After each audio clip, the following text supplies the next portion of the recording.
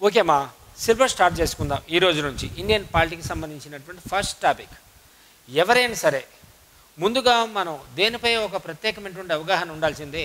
Schedules, తర్వాత parts, తర్వాత background of the historical background of the Indian constitution. First one డాడీ చూడమా.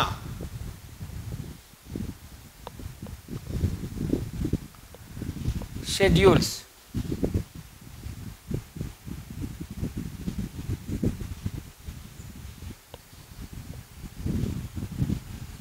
Schedules, subordinate topics of our Constitution of India. So this called is a schedules. మన భారత రాజ్యాంగానికి అనుబంధ పీఠికలనే మనం schedules అనేటటువంటి పేరుతో పిలుస్తాం. ఎందుకు షెడ్యూల్స్పై మనకు ప్రత్యేకమైనటువంటి అవగాహన ఉండాలి అంటే, ముందుగా షెడ్యూల్స్ గురించి తెలుసుకుంటే ఆ తర్వాత పార్ట్స్, ఆ తర్వాత background of the historical constitution. చూడనా, భారత రాజ్యాంగం ప్రారంభంలో మనకున్నటువంటి మొత్తం షెడ్యూల్స్ సంఖ్య ఎన్ని అంటే 8. ప్రస్తుతం మనకున్నటువంటి మొత్తం షెడ్యూల్స్ ఎన్ని అంటే 12 షెడ్యూల్స్. ఈ 12 షెడ్యూల్ దేనికి సంబంధించినటువంటి అంశాల గురించి మనకు పూర్తిగా వివరించడం జరుగుతుందో అని తెలుసుకుందాం. At the beginning of the constitution how many schedules are they? 8. Present how many schedules are they? 12. రాజ్యాంగం ప్రారంభంలో మనకు అందుబాటులో ఉన్నటువంటి మొత్తం షెడ్యూల్స్ ఎన్ని నాన్న? 8. ప్రస్తుతం మనకున్నటువంటి మొత్తం షెడ్యూల్స్ ఎన్నమ్మా? 12 షెడ్యూల్స్. ఫస్ట్ వన్ డాడీ చూడమా. మొదటి షెడ్యూల్.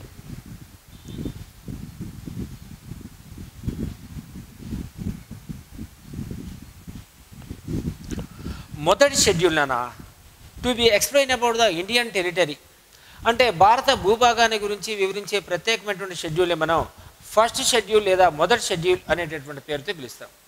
జస్ట్ భారత భూభాగం, ఇండియన్ టెరిటరీ విచ్ మీన్స్ భారత భూభాగం అనగా. ప్రస్తుతానికి భారతదేశ వ్యాప్తంగా ఉన్నటువంటి మొత్తం రాష్ట్రాలు ఎన్ని నాన్న? 28 రాష్ట్రాలు. ప్రస్తుతానికి ఉన్నటువంటి మొత్తం కేంద్రపాలిత ప్రాంతాలు ఎన్నమ్మా? 8 కేంద్రపాలిత ప్రాంతాలు. 28 రాష్ట్రాలు, వాటి పేర్లు మరియు సరిహద్దులు. 8 కేంద్రపాలిత ప్రాంతాలు, వాటి పేర్లు మరియు సరిహద్దుల గురించి వివరించే ప్రత్యేకమైనటువంటి షెడ్యూలే మనం ఫస్ట్ షెడ్యూల్ లేదా మొదటి షెడ్యూల్ అంటాం. దీంతో మనం వదిలేయకూడదు. Before the 7th constitutional amendment act 1956, 1956 7వ రాజ్యాంగ సవరణ చట్టాన్ని రూపొందించక ముందు భారతదేశ వ్యాప్తంగా ఉన్నటువంటి మొత్తం రాష్ట్రాలను 4 కేటగిరీలుగా డివైడ్ చేసుకున్నాం. Okay, before the 7th constitutional amendment act 1956 total state governments are again classification to the 4 categories. మొత్తం రాష్ట్ర ప్రభుత్వాలను మనం 4 కేటగిరీలుగా వర్గీకరించుకున్నాం. Like that part A, part B, part C, part D. Part ఏలో ఉన్నటువంటి మొత్తం రాష్ట్రాలు 10, పార్ట్ బిలో ఉన్నటువంటి మొత్తం రాష్ట్రాలు 9, పార్ట్ సిలో ఉన్నటువంటి మొత్తం రాష్ట్రాలు 10, పార్ట్ డిలో ఉన్నటువంటి ఏకైక కేంద్రపాలిత ప్రాంతం అండమాన్ నికోబార్ దీవులు.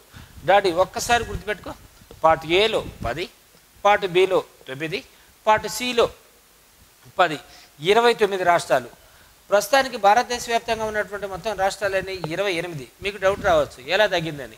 2019 సంవత్సరంలో 370 ఆర్టికల్ని పూర్తిగా రిమూవ్ చేసిన తర్వాత, 370 ఆర్టికల్ని పూర్తిగా రద్దు చేసిన తర్వాత, జమ్మూ అండ్ కాశ్మీర్ అనేటటువంటి ప్రాంతానికి రాష్ట్ర హోదాను పూర్తిగా తొలగిస్తూ 2 కేంద్రపాలిత ప్రాంతాలుగా ఏర్పాటు చేయడం జరిగింది. కాబట్టి ప్రస్తుతానికి భారతదేశ వ్యాప్తంగా ఉన్నటువంటి మొత్తం రాష్ట్రాలు ఎన్ని అంటే 28 అంట.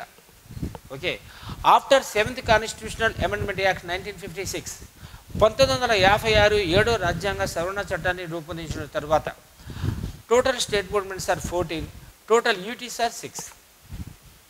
మొత్తం రాష్ట్ర ప్రభుత్వాలు 14, మొత్తం కేంద్రపాలిత ప్రాంతాలు 6. డాడీ చాలా లాజికల్గా వినండమ్మా. 6 + 1 ఎంత ఉంది? 7 అయింది ఇక్కడ. ఓకేనా. 2019కి ముందు భారతదేశ వ్యాప్తంగా ఉన్నటువంటి మొత్తం కేంద్రపాలిత ప్రాంతాలు ఎన్ని అంటే 7 అని గుర్తుపెట్టుకోవాలి. 2019 నుండి భారతదేశ వ్యాప్తంగా ఉన్నటువంటి మొత్తం కేంద్రపాలిత ప్రాంతాలు ఎన్ని అంటే 9 అని గుర్తుపెట్టుకోవాలి. ఫ్రమ్ 2020 ఆన్వర్డ్స్, 2020 నుండి భారతదేశ వ్యాప్తంగా ఉన్నటువంటి మొత్తం కేంద్రపాలిత ప్రాంతాలు ఎన్ని అంటే 8 అని గుర్తుపెట్టుకోవాలి. ఏంటి మా ఒక కేంద్రపాలిత ప్రాంతం ఎందుకు రెడ్యూస్ అయింది, ఎందుకు తగ్గిపోయింది, ఎందుకు రిమూవ్ చేయడం జరిగింది అంటే 2020 జనవరి 26వ తారీఖున దాద్రా నగర్ హవేలీ మరియు డయూ డామన్ అనేటటువంటి రెండు కేంద్రపాలిత ప్రాంతాలను ఒకే కేంద్రపాలిత ప్రాంతంగా ఏర్పాటు చేయడం జరిగింది కాబట్టి భారతదేశ వ్యాప్తంగా ఉన్నటువంటి కేంద్రపాలిత ప్రాంతాల సంఖ్య 9 నుండి 8కి తగ్గింది. మరి ఇండియన్ టెరిటరీ విచ్ మీన్స్ భారత భూభాగం అంటున్నాం, ఇక్కడ రాస్తున్నాను భారత భూభాగం, ఇండియన్ టెరిటరీ అంటాం ఇంగ్లీష్లో. భారత భూభాగం అంటే ఏంటి ముందే మనం చెప్పుకున్నాం, names and boundaries of the 28 state governments and also names and boundaries of the 8 union territories. Okay, 28 రాష్ట్రాలు, వాటి పేర్లు మరియు సరిహద్దులు, 8 కేంద్రపాలిత ప్రాంతాలు, వాటి పేర్లు మరియు సరిహద్దుల గురించి వివరించే ప్రత్యేకమైనటువంటి షెడ్యూల్ని మనం ఫస్ట్ షెడ్యూల్ అనేటటువంటి పేరుతో పిలుస్తాము. Okay right. నెక్స్ట్ నాన్న second schedule.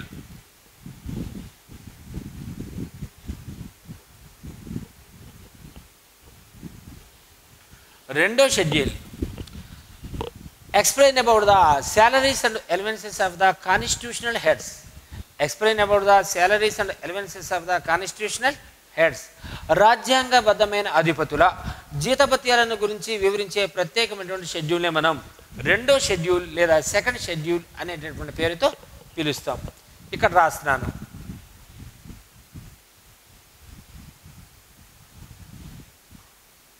రాజ్యాంగబద్ధ అధిపతుల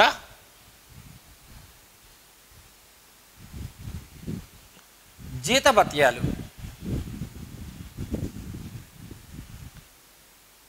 Salaries and allowances of the constitutional heads to be explained of the schedule number 2.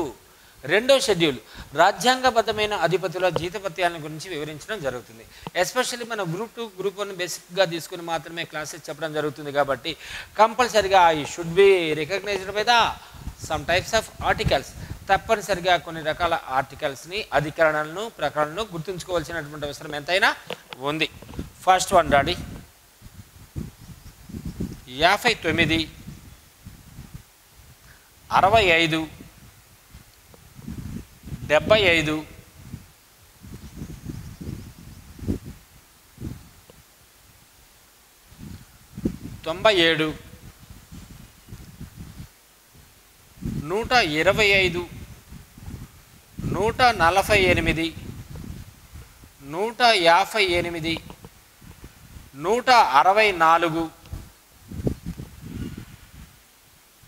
164, 186, 221 అధికరణలు. ఇవి రాజ్యాంగబద్ధమైన అధిపతుల జీతభత్యాలకు సంబంధించినటువంటి అన్ని అంశాల గురించి మనకు స్పష్టంగా వివరించడం జరుగుతుంది. ఫస్ట్ వచ్చిన అకార్డింగ్ షెడ్యూల్ 1 ఫస్ట్ షెడ్యూల్ మన భారతదేశానికి సంబంధించినటువంటి భూభాగం. అంటే మన భారతదేశ భౌగోళిక సరిహద్దుల్లో ఎన్ని రాష్ట్రాలు ఉన్నాయి, ఎన్ని కేంద్రపాలిత ప్రాంతాలు ఉన్నాయి, వాటి మధ్య సరిహద్దులు ఏంటి, వాటి గల నూతన పేర్లు ఏంటి అని చెప్పేటటువంటి దాన్ని మనం ఫస్ట్ షెడ్యూల్ అన్నాం. మరి ఈ దేశం మొత్తాన్ని పాలించడానికి, ఈ దేశం మొత్తాన్ని రూల్ చేయడానికి కొంత ప్రత్యేకమైనటువంటి అధికారులు ఉండాలి, కొంతమంది అధిపతులు ఉండాలి. వాళ్ళని మనం ఏమంటున్నాం, కాన్స్టిట్యూషనల్ హెడ్స్ అంటున్నాం, రాజ్యాంగబద్ధమైన అధిపతులు అంటున్నాం. వారు ఫ్రీగా సర్వీస్ చేయడానికి అవకాశం ఉండదు కాబట్టి వారికి ఎంతో కొంత మనం వేతనాన్ని అందించాలి, జీతభత్యాలను అందించాలి. దాని గురించి వివరించే ప్రత్యేకమైనటువంటి షెడ్యూల్ ఇచ్చిన schedule second salaries and allowances of the constitutional heads. ఇవన్నీ ఆర్టికల్స్ నాన్న 59, 65, 75, 97, 125, 148, 158, 164, 186. Last article is 221. Like that. According article 59, 59వ అధికరణం explain about the salaries and allowances of the president of India. భారత రాష్ట్రపతికి సంబంధించినటువంటి జీతభత్యాలు లేదా భారత రాష్ట్రపతికి సంబంధించినటువంటి వేతనాన్ని గురించి వివరించే ప్రత్యేకమైనటువంటి ఆర్టికలే అకార్డింగ్ ఆర్టికల్ 59. ప్రస్తుత భారత రాష్ట్రపతి నెలసరి వేతనం ఎంత? ఇలాంటి సింపుల్ క్వశ్చన్ ఎవరు అడగడానికి అవకాశం ఏమాత్రం కూడా లేదు. కానీ రాష్ట్రపతి నెలసరి వేతనం ఎంత అంటే 5 లక్షల రూపాయలు. ఎంతనా? 5 లక్షల రూపాయలు. అకార్డింగ్ ఆర్టికల్ 360ని బేస్ చేసుకొని 360వ ఆర్టికల్ని బేసిక్గా తీసుకొని ఫినాన్షియల్ ఎమర్జెన్సీని, ఆర్థిక అత్యవసర పరిస్థితిని ప్రకటించినటువంటి సందర్భాలలో కూడా రాష్ట్రపతికి సంబంధించినటువంటి జీతభత్యాలలో ₹1 కూడా రెడ్యూస్ చేయడానికి, ₹1 కూడా తగ్గించడానికి అవకాశం ఏమాత్రం కూడా లేదు. ఓకేనా? జస్ట్ దీని మీదే ఒక క్వశ్చన్ రావచ్చమ్మా. ఎలా? భారత రాష్ట్రపతి వేతనం ఐటీ పరిధిలోనికి వస్తుందా? భారత రాష్ట్రపతి వేతనం ఇన్కమ్ ట్యాక్స్ పరిధిలోనికి వస్తుందా అంటే భారత రాష్ట్రపతి వేతనం ఐటీ పరిధిలోకి రాదు. ఏ విధంగా రాదు అని మనం చెప్పుకుంటున్నాం. అకార్డింగ్ ఆర్టికల్ 361 బేసిక్గా తీసుకొని రాష్ట్రపతి మరియు గవర్నర్లు చట్టానికి అతీతులు. అంటే మన భారత పార్లమెంటు రూపొందించినటువంటి చట్టం రాష్ట్రపతి ముందు కానీ గవర్నర్ ఎందు కానీ ఎలాంటి సందర్భాల్లో కూడా చెల్లుబాటు అవడానికి అవకాశం ఏమాత్రం కూడా లేదు. రైట్. కాబట్టి భారత రాష్ట్రపతి వేతనాన్ని గురించి వివరించే ఆర్టికల్ ఎంత డాడీ? అకార్డింగ్ ఆర్టికల్ 59 కనెక్ట్ అవుతుంది కదా. ఎంత రాష్ట్రపతి నెలసరి వేతనం? 5 lakhs. నానా ఇక్కడ సెకండ్ ఆర్టికల్ని చాలా చాలా చాలా నీట్గా చాలా ఈజీగా గుర్తుపెట్టుకోవాలన్నా. ఇక్కడ చూడమ్మా, అకార్డింగ్ ఆర్టికల్ 65 అన్నానమ్మా. వాస్తవంగా భారత రాష్ట్రపతికి సంబంధించినటువంటి ఆర్టికల్స్ ఎక్కడి నుంచి ఎక్కడ చిన్నమ్మా? 52 నుంచి 62 వరకు ఉన్నటువంటి articles to be explain about the composition and powers and functions of the president of India. రాష్ట్రపతి నిర్మాణం మరియు రాష్ట్రపతి అధికారాలు విధులకు సంబంధించినటువంటి అన్ని అంశాల గురించి చాలా స్పష్టంగా వివరించడం జరుగుతుంది. నెక్స్ట్ ఎవరన్నా అకార్డింగ్ ఆర్టికల్ 65 ఈజీగా ఐడెంటిఫై చేయొచ్చు మనం. వైస్ ప్రెసిడెంట్ ఆఫ్ ఇండియా ఉపరాష్ట్రపతి అంటున్నాను. ఇక్కడే ఎస్పెషల్గా విద్యార్థులు లేదా స్టూడెంట్స్ చాలా స్పష్టంగా గుర్తుంచుకోవలసినటువంటి అవసరం. ఈ క్వశ్చన్ ఈ విధంగా అడిగాడు, ఉపరాష్ట్రపతి నెలసరి వేతనం ఎంత? ఓకే, ఆ క్వశ్చన్కి మనం ఏం సమాధానం? ఉపరాష్ట్రపతికి నెలసరి వేతనం లేదు. ఉపరాష్ట్రపతికి నెలసరి వేతనం లేదు. ఇది ఎగ్జాక్ట్ ఆన్సర్. మరి జీతభత్య లేకుండా తను ఈజీగా పనిచేయడానికి అవకాశం లేదు. కాబట్టి the vice president of the India act as the chairman of the Rajya Sabha. Rajya Sabha chairman హోదాలో మాత్రమే ఉపరాష్ట్రపతి జీతభత్యాలను తీసుకోవడం జరుగుతుంది. ఉపరాష్ట్రపతికి నెలసరి వేతనం ఎంత అంటే ఉపరాష్ట్రపతికి నెలసరి వేతనం లేదు, కానీ రాజ్యసభ చైర్మన్ హోదాలో మాత్రమే జీతభత్యాలను తీసుకోవడం జరుగుతుంది. రైట్. కాబట్టి ఉపరాష్ట్రపతికి నెలసరి వేతనం లేదు, రాజ్యసభ చైర్మన్ హోదాలో మాత్రమే జీతభత్యాలను తీసుకోవడానికి అవకాశం ఉంటుంది అనేటటువంటి అంశాన్ని గురించి వివరించే ఆర్టికల్ అకార్డింగ్ ఆర్టికల్ 79 చిన్నమా. దీన్ని మనం to be explain about the salaries and allowances of the presiding officers అంటాం. అంటే సభాధ్యక్షులకు సంబంధించినటువంటి జీతభత్యాల గురించి వివరించే ప్రత్యేకమైనటువంటి ఆర్టికల్ని మనం 97 అంటాం. కాబట్టి 97 ఆర్టికల్ని బేసిక్గా తీసుకొని ఒక ఉపరాష్ట్రపతి నెలసరి వేతనం ఎంత తీసుకోవడం జరుగుతుంది అంటే 4 లక్షల రూపాయలు. అంతేగాని ఉపరాష్ట్రపతి హోదాలో మాత్రం దానికి జీతభత్యాలు ఇవ్వడానికి అవకాశం ఏమాత్రం కూడా లేదు. రాజ్యసభ చైర్మన్ హోదాలో మాత్రమే ఉపరాష్ట్రపతి జీతభత్యాలు తీసుకుంటాడు అనేటటువంటి అంశాన్ని గురించి వివరించే ప్రత్యేకమైనటువంటి ఆర్టికల్ ఏది అంటే అకార్డింగ్ ఆర్టికల్ 97. ఇక్కడ మధ్యలో ఇంకొక ఆర్టికల్ ఉంది, దీన్ని మనం అకార్డింగ్ ఆర్టికల్ 75 అన్నాం. Salaries and allowances of the prime minister of India. అంటే ప్రధానమంత్రి వేతనాన్ని గురించి వివరించే ప్రత్యేకమైనటువంటి ఆర్టికల్ని మనం అకార్డింగ్ ఆర్టికల్ 75 అన్నాం. వాస్తవంగా ప్రధానమంత్రి నెలసరి వేతనం 1,60,000 రూపాయలు. ఎందుకన్నా ప్రధానమంత్రికి నెలసరి వేతనం 1,60,000 రూపాయలు. మీకు చిన్న డౌట్ ఇక్కడే రేజ్ అయింది, సార్ ఇంత అతిపెద్ద ప్రజాస్వామ్య దేశం అయినటువంటి భారత ప్రధానమంత్రికి 1,60,000 రూపాయల వేతనం ఏంటి అని. కానీ వాళ్ళకు ఉండేటటువంటి ఇతర ఎలిమెంట్స్లు చాలా ఎక్కువగా ఉంటాయి. ఇక్కడ మీకున్నటువంటి డౌట్ నేను క్లియర్ చేస్తాను. ఒక ఎంపీ నెలసరి వేతనం 2,72,000 రూపాయలు. ఒక ఎంపీ నెలసరి వేతనం 2,72,000 రూపాయలు. అంటే ఎంపీ అంటే తను లోక్సభ మెంబర్ అయినా ఉండొచ్చు లేదా రాజ్యసభ మెంబర్ అయినా ఉండొచ్చు. తనకు వచ్చేటటువంటి నెలసరి వేతనం 2,72,000 రూపాయలు. ఒక ఎంపీకి వడ్డీ లేనటువంటి బ్యాంకు రుణం 20.5 కోట్లు, అంటే 20,50,00,000 రూపాయలు. ఒక ఎంపీకి 36 సార్లు విదేశీ ప్రయాణాలు ఉచితం. ఒక ఎంపీకి ఆఫీస్ ఫర్నిచర్ ఖర్చు కింద 70 నుంచి 80 లక్షల రూపాయలు భారత ప్రభుత్వమే ఉచితంగా అందించడం జరుగుతుంది. మరి ఇలాంటి ఫెసిలిటీస్ ఏమీ కాకుండా కేవలం ప్రధానమంత్రి 1,60,000 రూపాయల జీతం తీసుకుంటూ భారతదేశాన్ని ఏ విధంగా పరిపాలిస్తాడు అనే డౌట్ మనకు రేజ్ అవ్వచ్చు. రీజన్ ఇక్కడ ఒకటే, భారతదేశాన్ని ప్రధానమంత్రికి జీతం తక్కువ అయినా ఇతర ఎలివెన్స్లు మాత్రం చాలా ఎక్కువగా ఉంటాయి. కాబట్టి ప్రధానమంత్రి నెలసరి వేతనం ఎంత అన్నట్లయితే 1,60,000 రూపాయలు. ఇక్కడ మళ్ళీ ఇక్కడ 97 అని రాశానా ఏంటి? Salaries and allowances of the presiding officers. సభాధ్యక్షులకు సంబంధించినటువంటి జీతభత్యాల గురించి వివరించే ప్రత్యేకమైనటువంటి ఆర్టికల్ని మనం అకార్డింగ్ ఆర్టికల్ 97 అని చెప్పుకున్నాం. సభాధ్యక్షులు ప్రిసైడింగ్ ఆఫీసర్స్ అన్నాను. ఓకేనా? 1919 Indian government act specially provided that presiding officers system. 1919 భారత ప్రభుత్వ చట్టం సభాధ్యక్షుల పదవులను ప్రత్యేకంగా ఏర్పాటు చేయడం జరిగింది. In the system can be implemented by the 1921 onwards. ఈ సభాధ్యక్షుల విధానం అనేటటువంటిది మన భారతదేశంలో ఎప్పటి నుండి ఇంప్లిమెంట్ అవుతుంది, ఎప్పటి నుంచి అమలవుతుంది అంటే 1921 సంవత్సరం నుండి అమలవుతుంది. ఓకే, ఈ సభాధ్యక్షులు మనకి ఎన్ని రకాల సభలు ఉన్నాయి? పార్లమెంట్లో 2 హౌసెస్ ఉన్నాయి. One is Lok Sabha, second one is Rajya Sabha. Lok Sabha అధ్యక్షులను మనం స్పీకర్ మరియు డిప్యూటీ స్పీకర్ అనేటటువంటి పేరుతో పిలుస్తాం.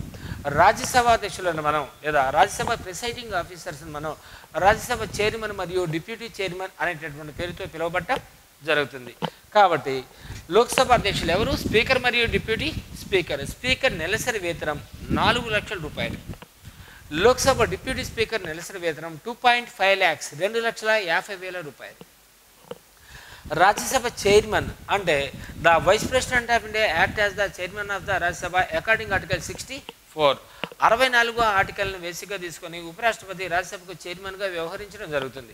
ఆ హోదాలో జీతభత్యాలు తీసుకుంటాడు అనేటువంటి అంశాన్ని గురించి వివరించే ఆర్టికల్ మాత్రం 97. కాబట్టి ఉపరాష్ట్రపతి నెలసరి వేతనం రాజ్యసభ చైర్మన్ హోదాలో ఎంత అంటే 4 lakhs.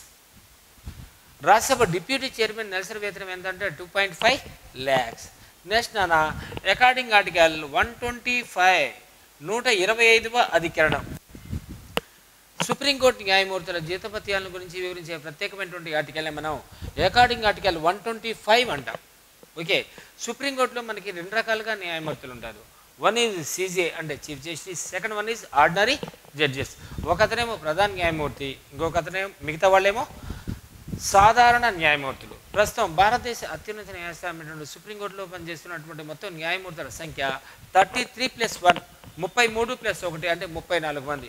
అంటే సుప్రీంకోర్టులో పూర్తి ధర్మాసనం ఉంది అని చెప్పి వాడికి వచ్చిన అడిగినట్లయితే ప్రస్తుత భారత సుప్రీంకోర్టులో పూర్తి ధర్మాసనం ఉంది. ఓకే, సుప్రీంకోర్టు ప్రధాన న్యాయమూర్తి వేతనం ఎంత? 2.8 lakhs, 2,80,000 రూపాయలు ఒక నెలకు. అలానే సుప్రీంకోర్టు సాధారణ న్యాయమూర్తుల వేతనం ఎంత? 2.5 lakhs, 2,50,000 రూపాయలు. ఓకేనా, వీళ్ళకి సంబంధించినటువంటి జీతభత్యాలను salaries will be paid the central government consolidated fund. వీరికి సంబంధించినటువంటి జీతభత్యాలను మరియు పెన్షన్ సౌకర్యాలను కేంద్ర ప్రభుత్వ సంఘటిత నిధి నుండి మాత్రమే చెల్లించడం జరుగుతుంది. నెక్స్ట్ అన్న according article 148, according article 148 to be explained about the salaries and allowances of the CAG.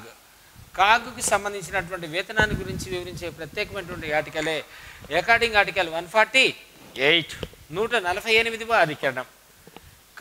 CAG which means controller and auditor general అంటాం. వాస్తవంగా ఎవరి CAG? Custodian person of the Indian public purse. మన భారత ప్రభుత్వ ఖజానా కాపలాదారే CAG. మన భారత ప్రభుత్వ ఖజానా కాపలాదారు ఎవరు డాడీ? కాగ్.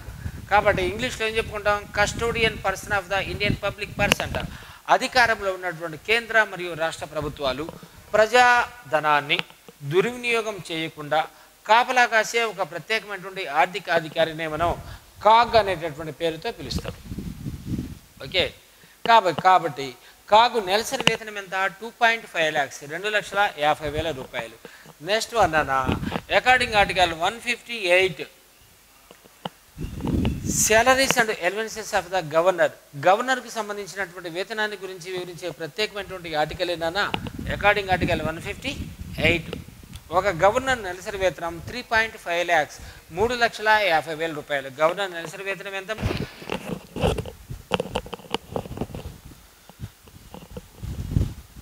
అకార్డింగ్ ఆర్టికల్ 158 అని చెప్పుకున్నాం. దాన్ని మనం గవర్నర్ వేతనం. గవర్నర్ నెలసరి వేతనం ఎంత డాడీ? 3,50,000 రూపాయలు. మరి గవర్నర్ వేతనాన్ని ఎక్కడి నుంచి చెల్లిస్తారు? Salaries will be paid the state government consolidated fund. రాష్ట్ర ప్రభుత్వ సంఘటిత నిధి నుండి చెల్లించేటటువంటి వేతనం ఎవరికి? గవర్నర్కి చెల్లించడం జరుగుతుంది. గవర్నర్కి ఎలాంటి సందర్భాల్లో కూడా ఎటువంటి పెన్షన్ సౌకర్యాలు అందుబాటులో లేవు. నెక్స్ట్ వచ్చిన అకార్డింగ్ ఆర్టికల్ 164 అన్నాను 164వ అధికరణం. Explain about the salaries and allowances of the CM and state council of ministers. అంటే ముఖ్యమంత్రి మరియు రాష్ట్ర మంత్రిమండలికి సంబంధించినటువంటి జీతభత్యాల గురించి వివరించే ప్రత్యేకమైనటువంటి ఆర్టికల్నే అకార్డింగ్ ఆర్టికల్ 164 అని చెప్పాను. ఇక్కడ అభ్యర్థులు గమనించవలసినటువంటి అత్యంత ముఖ్యమైనటువంటి అంశం, భారతదేశ వ్యాప్తంగా ఎన్ని రాష్ట్రాలు ఉన్నాయన్నా? 28. భారతదేశ వ్యాప్తంగా ఎన్ని కేంద్రపాలిత ప్రాంతాలు ఉన్నాయమ్మా? 8. ఓకే, అలానే ఎన్ని కేంద్రపాలిత ప్రాంతాలకు మాత్రమే విధాన సభలు అంటే ముఖ్యమంత్రులు ఉన్నారమ్మా? 3 కేంద్రపాలిత ప్రాంతాలకు ఉన్నారు. 1 Delhi, 2 Pondicherry, present Jammu and Kashmir. Okay, కాబట్టి భారతదేశ వ్యాప్తంగా అన్ని రాష్ట్రాల ముఖ్యమంత్రులకు సమానమైనటువంటి నిష్పత్తిలో జీతభత్యాలు లేవు. ఒక్కో రాష్ట్రంలో ఒక్కో విధంగా జీతభత్యాలను కేటాయించడం జరిగింది. ఎలా? సంబంధిత రాష్ట్ర ప్రభుత్వం రూపొందించినటువంటి ప్రత్యేకమైనటువంటి చట్టాన్ని బేసిక్గా తీసుకొని ఒక్కో రాష్ట్రం ఒక్కో విధంగా వేతన సౌకర్యాలను ఏర్పాటు చేయడం జరిగింది. కాబట్టి భారతదేశ వ్యాప్తంగా అత్యధిక వేతనాన్ని పొందుతున్నటువంటి ముఖ్యమంత్రి ఎవరు అంటే తెలంగాణ రాష్ట్ర ముఖ్యమంత్రి ఏ రేవంత్ రెడ్డి. తన నెలసరి వేతనం ఎంత అంటే 4,10,000 రూపాయలు. రెండో స్థానం ఎవరు అంటే ఢిల్లీ, కేంద్రపాలిత ప్రాంతమైనటువంటి ఢిల్లీ ముఖ్యమంత్రి. తను ఏ పార్టీకి సంబంధించినటువంటి వ్యక్తి? ఆమ్ ఆద్మీ పార్టీకి. ఆ ముఖ్యమంత్రి పేరేంటి? కేజ్రీవాల్. తన నెలసరి వేతనం 4 లక్షల రూపాయలు. అలానే ఆంధ్రప్రదేశ్ ముఖ్యమంత్రి నెలసరి వేతనం ఎంత? 3.35 lakhs, 3,35,000 రూపాయలు. దీని ప్రకారం మనకేమర్థమైంది? భారతదేశ వ్యాప్తంగా ఉన్నటువంటి అన్ని రాష్ట్రాలకు అలానే కేంద్రపాలిత ప్రాంతాల్లో ఉన్నటువంటి 3 ముఖ్యమంత్రులకు ఒకే రకమైనటువంటి నిష్పత్తిలో జీతభత్యాలు ఉండడానికి అవకాశం ఏమాత్రం కూడా లేదు. సంబంధిత రాష్ట్ర శాసనసభ రూపొందించినటువంటి చట్టాన్ని బేసిక్గా తీసుకొని ఒక్కో రాష్ట్రంలో ఒక్కో ముఖ్యమంత్రికి ఒక్కో రకంగా వేతన సౌకర్యాన్ని ఏర్పాటు చేయడం జరిగింది. ఓకేనా? నెక్స్ట్ అన్న అకార్డింగ్ ఆర్టికల్ 186 అని రాశానమ్మా. ఓకే, 97 ఆర్టికల్ దేనికి సంబంధించింది? పార్లమెంట్లో ఉన్నటువంటి సభాధ్యక్షులు. 186 ఆర్టికల్ దేనికి సంబంధించింది? రాష్ట్ర శాసనసభాధ్యక్షులు.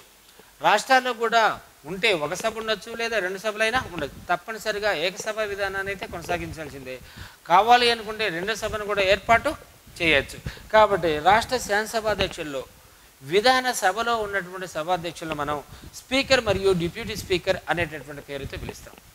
విధాన పరిషత్, దాన్ని మనం ఇంగ్లీష్లో లెజిస్లేటివ్ కౌన్సిల్ అంటాం. ఈ విధాన పరిషత్తుకు ఉన్నటువంటి మరొక పేరే శాసన మండలి. దాంట్లో ఉన్నటువంటి సభాధ్యక్షులను మనం చైర్మన్ మరియు డిప్యూటీ చైర్మన్ అనేటటువంటి పేరుతో పిలుస్తాం. ఓకే, వీరికి సంబంధించినటువంటి జీతభత్యాలు కూడా భారతదేశ వ్యాప్తంగా ఒకే రకమైనటువంటి నిష్పత్తిలో ఉండడానికి అవకాశం ఏమాత్రం కూడా లేదు. సంబంధిత రాష్ట్ర శాసనసభ రూపొందించినటువంటి ప్రత్యేకమైనటువంటి చట్టాన్ని బేసిక్గా తీసుకొని వీరికి సంబంధించినటువంటి జీతభత్యాలను చెల్లించడం జరుగుతుంది. Last one daddy article according article 221 explain about the salaries and allowances of the high court judges. High court న్యాయమూర్తుల జీతభత్యాల గురించి వివరించే ప్రత్యేకమైనటువంటి షెడ్యూల్ ఏంటన్నా అకార్డింగ్ ఆర్టికల్ 221 అంటున్నాం. హైకోర్టు ప్రధాన న్యాయమూర్తి నెలసరి వేతనం 2.5 lakhs, 2,50,000 రూపాయలు. 2,50,000 రూపాయలు. హైకోర్టు సాధారణ న్యాయమూర్తుల నెలసరి వేతనం 2.25 lakhs, 2,25,000 రూపాయలు. ఈ హైకోర్టును గురించి వివరించేటటువంటి ఆర్టికల్స్ ఎక్కడి నుంచి ఎక్కడి వరకు అంటే our constitution of India part 6 from articles 214 to 231 articles to be clearly explained about the composition and powers and functions of the state high court. భారత రాజ్యాంగంలోని 6వ విభాగంలో 214 నుంచి 231 వరకు ఉన్నటువంటి ఆర్టికల్స్. ఎందుకు చెప్తున్నాను? దీనికి మాత్రమే ఆర్టికల్స్ అంటే మీకు క్లారిటీ ఇస్తాను. రాష్ట్ర హైకోర్టుకు సంబంధించినటువంటి అన్ని అంశాల గురించి స్పష్టంగా వివరించడం జరుగుతుంది. పార్లమెంట్లో ఇనమా సుప్రీంకోర్టులో న్యాయమూర్తుల సంఖ్యను నిర్ణయించేది ఎవరు అంటే పార్లమెంటు. మరి హైకోర్టులో న్యాయమూర్తుల సంఖ్యను నిర్ణయించేది ఎవరు అని క్వశ్చన్ అడిగినట్లయితే ప్రెసిడెంట్ ఆఫ్ ఇండియా, భారత రాష్ట్రపతి. ప్రస్తుతానికి భారతదేశ వ్యాప్తంగా ఎన్ని హైకోర్టులు ఉన్నాయినా? 25 హైకోర్టులు ఉన్నాయి. ఎన్ని ఉన్నాయి? 25 హైకోర్టులు ఉన్నాయి. కాబట్టి ఖచ్చితంగా సుప్రీంకోర్టులో న్యాయమూర్తుల సంఖ్య ఎంత అంటే 33+1 అని చెప్పుకున్నాం, 34 అని చెప్పుకున్నాం ఫిగర్. కానీ రాష్ట్ర హైకోర్టులో పనిచేసేటటువంటి న్యాయమూర్తుల సంఖ్యను ఖచ్చితంగా ఇంతమంది ఉంటారని చెప్పడానికి అవకాశం ఏమాత్రం కూడా లేదు. పరిష్కారం కానీ పెండింగ్ కేసుల సంఖ్య ఎక్కువగా ఉన్నట్లయితే న్యాయమూర్తుల సంఖ్యను పెంచవచ్చు. కేసుల సంఖ్య తక్కువగా ఉన్నట్లయితే న్యాయమూర్తుల సంఖ్యను తగ్గించవచ్చు. కాబట్టి ఖచ్చితంగా ఇంతమంది న్యాయమూర్తులు పనిచేస్తారన్న రాజ్యాంగ నిబంధన అంటూ ఏది లేదు. ఓకే, ప్రస్తుతానికి భారతదేశ వ్యాప్తంగా ఉన్నటువంటి మొత్తం హైకోర్టులు ఏంటమ్మా? 25 హైకోర్టులు. 1861 కౌన్సిల్ యాక్ట్ని బేసిక్గా తీసుకొని మన భారతదేశంలో మొట్టమొదటిసారిగా 1862 సంవత్సరంలో కలకత్తా, బొంబాయి, మద్రాసు రాష్ట్రంలో హైకోర్టులను ఏర్పాటు చేయడం జరిగింది. ఆ 25 హైకోర్టు ఏది అంటే ఆంధ్రప్రదేశ్ మరియు తెలంగాణ రాష్ట్ర హైకోర్టు. దీన్ని ఎప్పుడు ఏర్పాటు చేయడం జరిగింది అంటే 2019 సంవత్సరంలో ఏర్పాటు చేయడం జరిగింది. ప్రస్తుతానికి భారతదేశ వ్యాప్తంగా ఉన్నటువంటి మొత్తం రాష్ట్ర హైకోర్టుల సంఖ్య 25. Next one,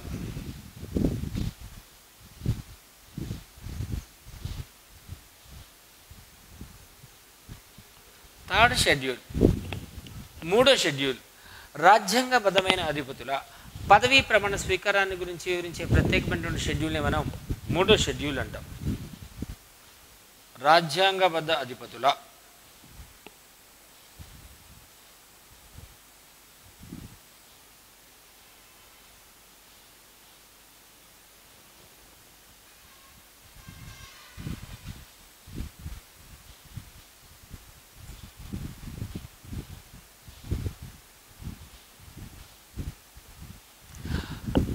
to be explained about the oath of ceremony methods లేదా to be explain about the swearing methods of the constitutional heads.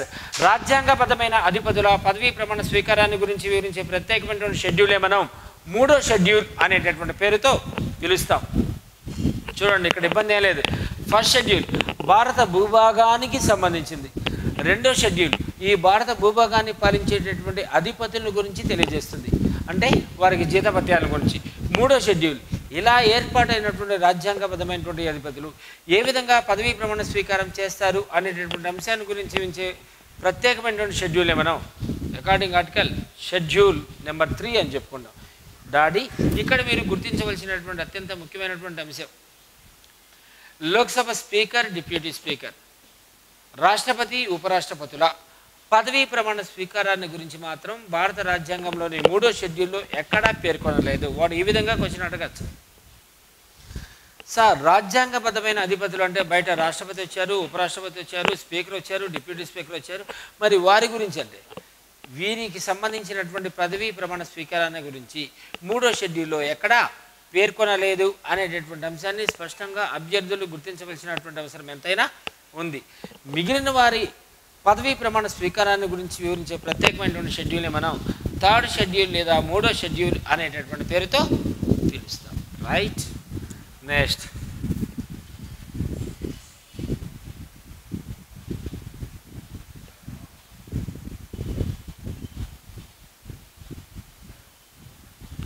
Fourth schedule, నాలుగో షెడ్యూల్ రాజ్యసభలో రాష్ట్రాలకు గల ప్రాతినిధ్యానికి గురించి వివరించే ప్రత్యేకమైనటువంటి షెడ్యూల్ని ఏ పేరుతో పిలుస్తానన్నా నాలుగో షెడ్యూల్ అంటాం. రాజ్యసభలో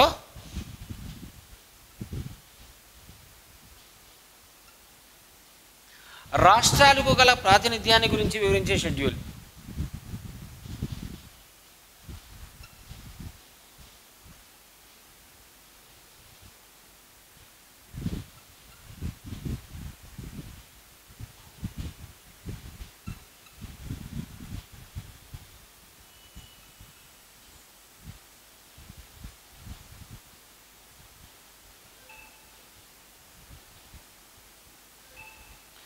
రాజ్యసభలో రాష్ట్రాలకు గల ప్రాతినిధ్యాన్ని గురించి వివరించే షెడ్యూల్ ఎన్నో షెడ్యూల్ చిన్న ఫోర్త్ షెడ్యూల్. ఒకటి గుర్తుపెట్టుకోమా,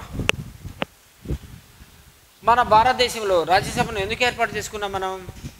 రాష్ట్ర ప్రభుత్వాల స్వప్రయోజనాలను కాపాడాలి, పెద్ద రాష్ట్రాలు చిన్న రాష్ట్రాలపై పెత్తనం చేయకుండా ఉండాలి, అన్ని రాష్ట్రాలకు సమానమైనటువంటి ప్రాతినిధ్యాన్ని కల్పించాలి అనేటటువంటి ఉద్దేశంతో ఏర్పాటు చేయబడినటువంటి ప్రత్యేకమైనటువంటి సభనే రాజ్యసభ అంటాం. కాబట్టి దీన్ని ఇంగ్లీష్లో మనం కౌన్సిల్ ఆఫ్ స్టేట్స్ అంటాం, తెలుగులో రాష్ట్రాల మండలి అంటాం. ప్రజల కోసం పనిచేసేటటువంటి సభ ఏది అంటే లోక్సభ, రాష్ట్రాల కోసం పనిచేసేటటువంటి సభ ఏది అంటే రాజ్యసభ. కాబట్టి రాష్ట్ర ప్రభుత్వాల స్వప్రయోజనాన్ని కాపాడాలి అనేటటువంటి ఉద్దేశంతో ఏర్పాటు చేయబడినటువంటి సభను ఏ పేరుతో పిలవచ్చు? రాజ్యసభ అంటాం. అయితే ఇక్కడ మన భారతదేశంలో రాజ్యసభలో గల స్థానాలు అన్ని రాష్ట్రాలకు సమానమైనటువంటి నిష్పత్తిలో లేవు. జనాభా నిష్పత్తి ఎక్కువగా ఉన్నటువంటి రాష్ట్రాలకు ఎక్కువ రాజ్యసభ స్థానాలు, జనాభా పరిమాణం లేదా జనాభా నిష్పత్తి తక్కువగా ఉన్నటువంటి రాష్ట్రాలకు తక్కువ రాజ్యసభ స్థానాలను కేటాయించడం జరిగింది. దానికి బెస్ట్ ఎగ్జాంపుల్ మన భారతదేశంలో అత్యధిక రాజ్యసభ స్థానాలు ఉన్నటువంటి రాష్ట్రం ఏది అంటే ఉత్తరప్రదేశ్. ఈ ఉత్తరప్రదేశ్లో ఉన్నటువంటి మొత్తం రాజ్యసభ స్థానాలు ఏది అంటే 31. ఓకే, అలానే ఆంధ్రప్రదేశ్లో అంటే ఉమ్మడి ఆంధ్రప్రదేశ్లో దాన్ని మనం ఫెడరల్ ఏపీ అనేటటువంటి పేరుతో పిలుస్తాం. ఉమ్మడి ఆంధ్రప్రదేశ్లో మనకు ఉన్నటువంటి మొత్తం రాజ్యసభ స్థానాలు ఎన్ని అంటే 18. ప్రస్తుతం ఆంధ్రప్రదేశ్లో ఉన్నటువంటి మొత్తం రాజ్యసభ స్థానాలు ఎన్ని అన్నట్లయితే 11. అలానే ప్రస్తుతం తెలంగాణలో ఉన్నటువంటి మొత్తం రాజ్యసభ స్థానాలు ఎన్ని అంటే 7. అంటే దీని ప్రకారం మనకేమర్థమైంది, భారతదేశంలో ఉన్నటువంటి వివిధ రాష్ట్రాలకు ఒకే రకమైనటువంటి నిష్పత్తిలో రాజ్యసభ స్థానాల కేటాయింపు లేదు. జనాభా పరిమాణం, జనాభా నిష్పత్తి ఎక్కువగా ఉన్నటువంటి రాష్ట్రాలకు ఎక్కువ రాజ్యసభ స్థానాలు, జనాభా నిష్పత్తి తక్కువగా ఉన్నటువంటి రాష్ట్రాలకు తక్కువ రాజ్యసభ స్థానాలు కేటాయించడం జరిగింది. ఇది నిజంగా సమాఖ్య స్ఫూర్తికి చాలా విరుద్ధమైనటువంటి చర్యగా ఖచ్చితంగా మనం భావించవచ్చు. ఎందుకు, భారతదేశంలో 2 రకాల ప్రభుత్వాలు ఉంటాయి. ఒకదాన్ని యూనియన్ గవర్నమెంట్ అంటాం, రెండో దాన్ని స్టేట్ గవర్నమెంట్స్ అంటాం. ఒకదాన్ని కేంద్ర ప్రభుత్వం అంటాం, రెండో దాన్ని రాష్ట్ర ప్రభుత్వాలు అంటాం. కాబట్టి ఈ 2 రకాల ప్రభుత్వాల మధ్య సీట్ల కేటాయింపు కూడా సమానంగా ఉండాలి, కానీ ఒక రాష్ట్రానికి ఎక్కువ మరొక రాష్ట్రానికి తక్కువగా కేటాయించడానికి అవకాశం ఏమాత్రం కూడా లేదు. కాబట్టి దీన్ని మనం సమాఖ్య స్ఫూర్తికి చాలా విరుద్ధమైనటువంటి చర్యగా చెప్పుకోవడం జరుగుతుంది. బిట్లు ఈ విధంగా కూడా అడగట్లేదు. చిన్న 11 రాజ్యసభ స్థానాలు కలిగినటువంటి రాష్ట్రాలు అంటే ప్రస్తుతానికి ఏపీలో ఉన్నటువంటి మొత్తం రాజ్యసభ స్థానాలు ఏమో 11 రాజ్యసభ స్థానాలు కలిగినటువంటి రాష్ట్రాలు భారతదేశ వ్యాప్తంగా ఎన్ని ఉన్నాయి అని చెప్పి ఒక క్వశ్చన్ అడుగుతున్నాడు. ఓకే, 11 రాజ్యసభ స్థానాలు కలిగినటువంటి రాష్ట్రాలు భారతదేశ వ్యాప్తంగా 3 ఉన్నాయి. ఒకటి ఆంధ్రప్రదేశ్, 2 మధ్యప్రదేశ్, 3 గుజరాత్. వీటిలో ఎన్ని రాజ్యసభ స్థానాలు ఉన్నాయి? 11 ఉన్నాయి. అలానే తెలంగాణలో ఉన్నటువంటి మొత్తం రాజ్యసభ స్థానాలు ఎన్నని చెప్పుకున్నాం మనం? 7. మరి 7 రాజ్యసభ స్థానాలు కలిగినటువంటి రాష్ట్రాలు భారతదేశ వ్యాప్తంగా ఎన్ని ఉన్నాయి? అవి కూడా 3 ఉన్నాయి. 1 తెలంగాణ, 2 పంజాబ్, 3 అస్సోం. ఈ 3 రాష్ట్రాల్లో ఎన్ని రాజ్యసభ స్థానాలు ఉన్నాయి? 7 ఉన్నాయి. కానీ అత్యధిక రాజ్యసభ స్థానాలు ఉన్న రాష్ట్రం ఏది? యూపీ. యూపీలో ఉన్నటువంటి మొత్తం సీట్లు ఎన్ని? 31. దీని ప్రకారం మనకేమర్థమైంది, రాజ్యసభలో అన్ని రాష్ట్రాలకు సమానమైనటువంటి నిష్పత్తిలో సీట్ల కేటాయింపు లేదు. మరి ఇది దేనికి విరుద్ధం? సమాఖ్య స్ఫూర్తికి చాలా విరుద్ధమైనటువంటి చర్యగా చెప్పడానికి అవకాశాలు ఖచ్చితంగా ఉన్నాయి. Next 5th schedule.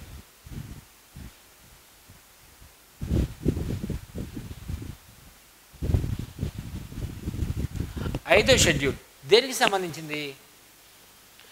షెడ్యూల్డ్ ప్రాంతాల పాలనా కార్యకలాపాలను గురించి వివరించే ప్రత్యేకమైనటువంటి షెడ్యూల్నే మనం 5th షెడ్యూల్ అంటాం. షెడ్యూల్డ్ ప్రాంతాల రాస్తున్నాను ఇక్కడ.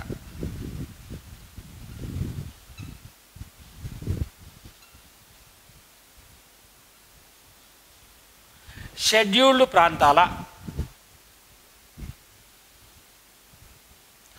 పాలనా కార్యకలాపాలను గురించి తెలియజేస్తుంది.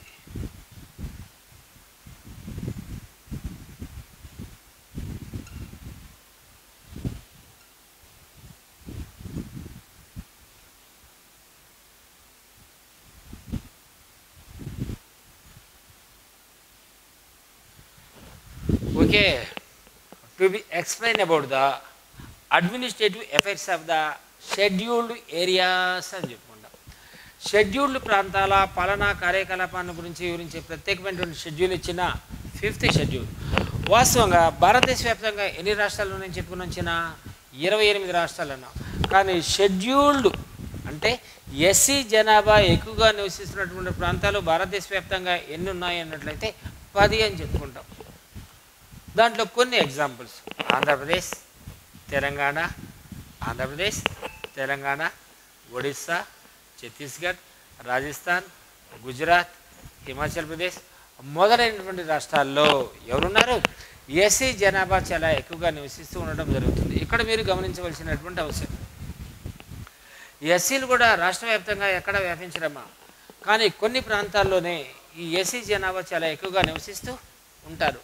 కాబట్టి ఆయా ప్రాంతాలను ఏ విధంగా రూల్ చేయాలి, ఆయా ప్రాంతాలను మనం ఏ విధంగా పరిపాలించాలి అనేటటువంటి అంశాన్ని గురించి వివరించే ప్రత్యేకమైనటువంటి షెడ్యూల్నే మనం 5th షెడ్యూల్ అనేటటువంటి పేరుతో పిలుస్తాం. Okay, next 6th schedule.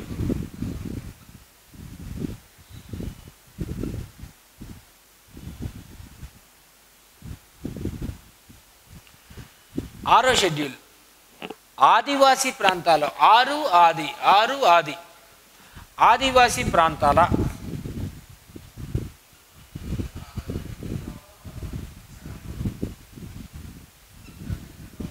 ఆదివాసీ ప్రాంతాల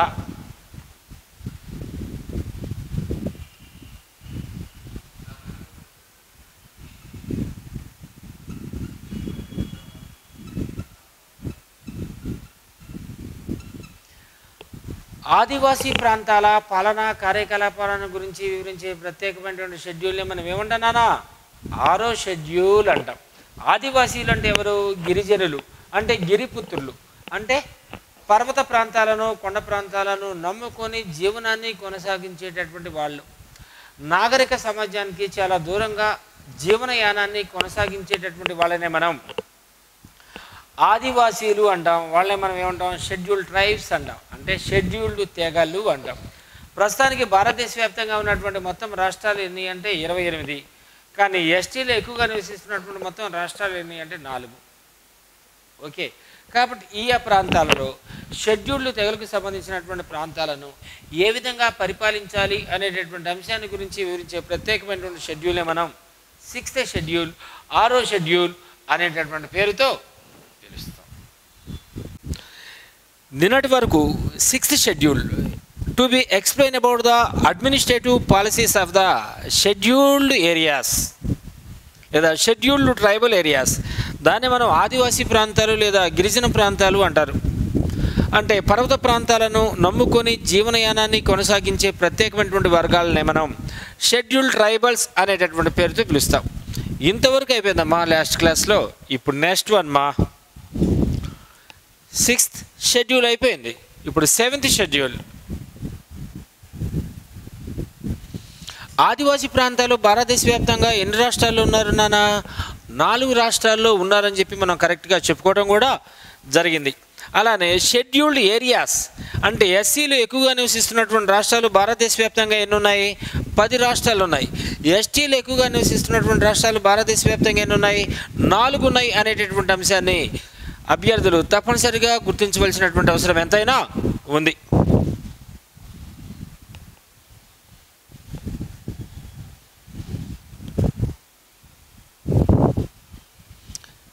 నెక్స్ట్ నాన్న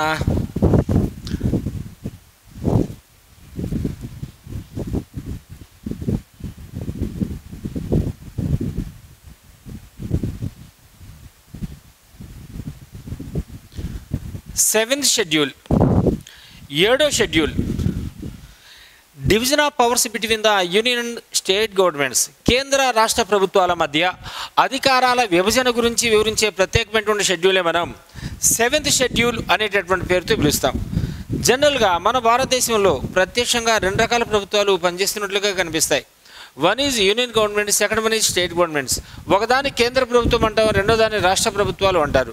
కాబట్టి ఈ 2 రకాల ప్రభుత్వాల మధ్య ఉన్నటువంటి అధికారాలను ఏ విధంగా డివిజన్ చేయాలి, ఉన్నటువంటి అధికారాలను ఏ విధంగా విభజించాలి అనేటటువంటి అంశాన్ని గురించి వివరించే ప్రత్యేకమైనటువంటి షెడ్యూల్ డాడీ షెడ్యూల్ నెంబర్ 7. చూడమా, కేంద్ర రాష్ట్ర ప్రభుత్వాల మధ్య ఉన్నటువంటి అధికారాలను మనం 3 జాబితాల్లో వర్గీకరించుకున్నాం. Again classification to the 3 lists అని చెప్పుకుంటాం ఇంగ్లీష్లో. Like that one is union list, కేంద్ర జాబితా. సెకండ్ వన్ స్టేట్ లిస్ట్, రాష్ట్ర జాబితా. Third one is concurrent list, ఉమ్మడి జాబితా. కేంద్ర రాష్ట్ర ప్రభుత్వాల మధ్య ఉన్నటువంటి అధికారాలను మనం ఎన్ని జాబితాల్లో వర్గీకరించుకున్నాం? 3 జాబితాల్లో వర్గీకరించుకున్నాం. ఫస్ట్ వన్ డాడీ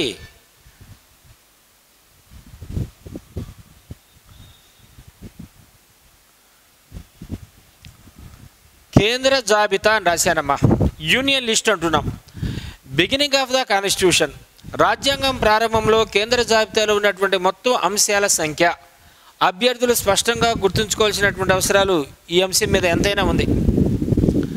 ప్రారంభంలో కేంద్ర జాబితాలో ఉన్నటువంటి మొత్తం అంశాల సంఖ్య 97. ఓకే, అయితే 101వ రాజ్యాంగ సవరణ చట్టం 2016 ద్వారా 3 ఎంట్రీలను అదనంగా చేర్చారు, 3 ఎంట్రీలను పూర్తిగా తొలగించారు. ప్రస్తుతం కేంద్ర జాబితాలో ఉన్నటువంటి మొత్తం అంశాలు ఎంత అంటే 97 అని అనుకోవాలమ్మా. 97.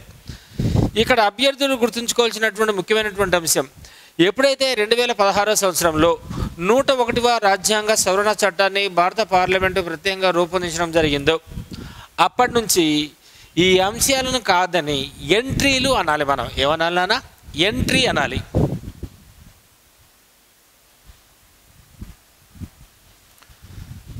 ఇంతకుముందు కేంద్ర జాబితాలోని అంశాలు అనేవాళ్ళం.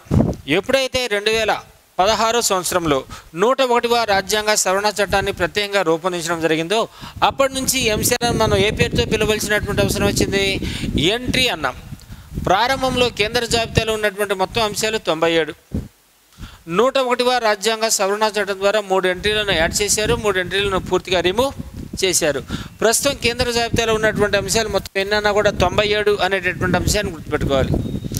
కేంద్ర జాబితాలో ఉన్నటువంటి అంశాలపై కేవలం కేంద్ర ప్రభుత్వం లేదా భారత పార్లమెంటు మాత్రమే చట్టాలను రూపొందించడానికి అవకాశం ఉంటుంది. రాష్ట్ర ప్రభుత్వాలు ఎలాంటి సందర్భాల్లో కూడా జోక్యం చేసుకోవడానికి అవకాశం ఏమాత్రం కూడా లేదు. ఈ కేంద్ర జాబితాలో ఉన్నటువంటి ముఖ్యమైనటువంటి అంశాల్లో కొన్ని ఎగ్జాంపుల్స్: రక్షణ అంటే డిఫెన్స్ అంటాం, లేదా అంతర్జాతీయ వ్యవహారాలు అంటే ఫారిన్ అఫైర్స్ లేదా ఇంటర్నేషనల్ అఫైర్స్ అనేటటువంటి పేరుతో పిలుస్తాం.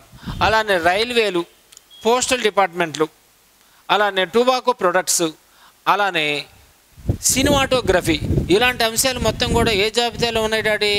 కేంద్ర జాబితాలో ఉన్నాయి.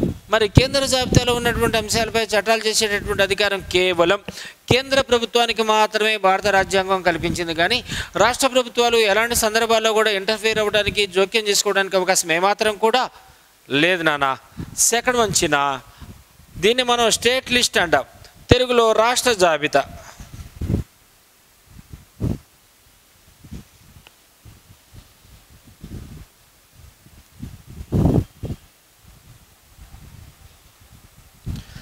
ప్రారంభంలో రాష్ట్ర జాబితాలో ఉన్నటువంటి మొత్తం అంశాల సంఖ్య 66. ప్రారంభంలో బిగినింగ్ ఆఫ్ ద కాన్స్టిట్యూషన్ ప్రారంభంలో రాష్ట్ర జాబితాలో ఉన్నటువంటి మొత్తం అంశాల సంఖ్యని 66. ఎప్పుడైతే 2016 సంవత్సరంలో భారత పార్లమెంట్ 101వ రాజ్యాంగ సవరణ చట్టాన్ని ప్రత్యేకంగా రూపొందించడం జరిగిందో 7 ఎంట్రీలను తొలగించారు. ఫలితంగా రాష్ట్ర జాబితాలో ఉన్నటువంటి లేదా మిగిలిపోయినటువంటి మొత్తం అంశాలు ఎన్ని అంటే 59. ఈ 59 పాలనాంశాలపై చట్టాలు చేసేటటువంటి అధికారం కేవలం రాష్ట్ర ప్రభుత్వాలకు మాత్రమే ఉంది అని చెప్పుకుంటామమ్మా. కొంచెం వినండి అన్న. కొన్ని ప్రత్యేకమైనటువంటి సందర్భాలలో రాష్ట్ర జాబితాలో ఉన్నటువంటి అంశాల మీద కూడా పార్లమెంటు ప్రత్యేకంగా చట్టాలను రూపొందించవచ్చు. ఎస్పెషల్లీ అకార్డింగ్ ఆర్టికల్ 249ని బేసిక్గా తీసుకున్నట్లయితే, 249వ ఆర్టికల్ని బేసిక్గా తీసుకున్నట్లయితే, రాజ్యసభ యొక్క ప్రత్యేకమైనటువంటి విజ్ఞప్తి మేరకు రాష్ట్ర జాబితాలో కేటాయించినటువంటి అంశాలపై పార్లమెంటు లేదా కేంద్ర ప్రభుత్వం ప్రత్యేకంగా చట్టాలను రూపొందించవచ్చు. అలానే అత్యవసర సందర్భాలు లేదా అత్యవసర పరిస్థితులు అంటాం. 352వ ఆర్టికల్ ప్రకారం దాన్ని మనం నేషనల్ ఎమర్జెన్సీ లేదా జాతీయ అత్యవసర పరిస్థితి అంటాం. అకార్డింగ్ ఆర్టికల్ 356 దాన్ని మనం కాన్స్టిట్యూషనల్ ఎమర్జెన్సీ లేదా రాజ్యాంగ అత్యవసర పరిస్థితి అంటాం. థర్డ్ వన్ అకార్డింగ్ ఆర్టికల్ 360 దీన్ని మనం ఫినాన్షియల్ ఎమర్జెన్సీ అనేటటువంటి పేరుతో పిలుస్తాం. ఇలాంటి అత్యవసరమైనటువంటి పరిస్థితుల్లో, అత్యవసరమైనటువంటి సందర్భాలలో రాష్ట్ర ప్రభుత్వాల యొక్క ప్రమేయంతో ఏమాత్రం సంబంధం లేకుండా రాష్ట్ర జాబితాలో కేటాయించినటువంటి 59 పాలనా అంశాలపై కేవలం పార్లమెంటు మాత్రమే చట్టాలను రూపొందించడానికి అవకాశాలు ఖచ్చితంగా ఉంటాయి. అలానే 2 లేదా అంతకంటే ఎక్కువ రాష్ట్ర ప్రభుత్వాల యొక్క ప్రత్యేకమైనటువంటి విజ్ఞప్తి మేరకు రాష్ట్ర జాబితాలో కేటాయించినటువంటి అంశాలపై పార్లమెంటు చట్టాలు చేయవచ్చు. అంటే దీని ప్రకారం మనకేమర్థమైందమ్మా? భారత రాజ్యాంగ నిర్మాతలు కావాలనే బలమైనటువంటి కేంద్ర ప్రభుత్వాన్ని, బలహీనమైనటువంటి రాష్ట్ర ప్రభుత్వాలను ఏర్పాటు చేయటం జరిగింది. రైట్. ఇంకా థర్డ్ వన్ నాన్న, దాన్ని ఇంగ్లీష్లో మనం కాంకరెంట్ లిస్ట్ అంటాం, తెలుగులో ఉమ్మడి జాబితా అంటాం.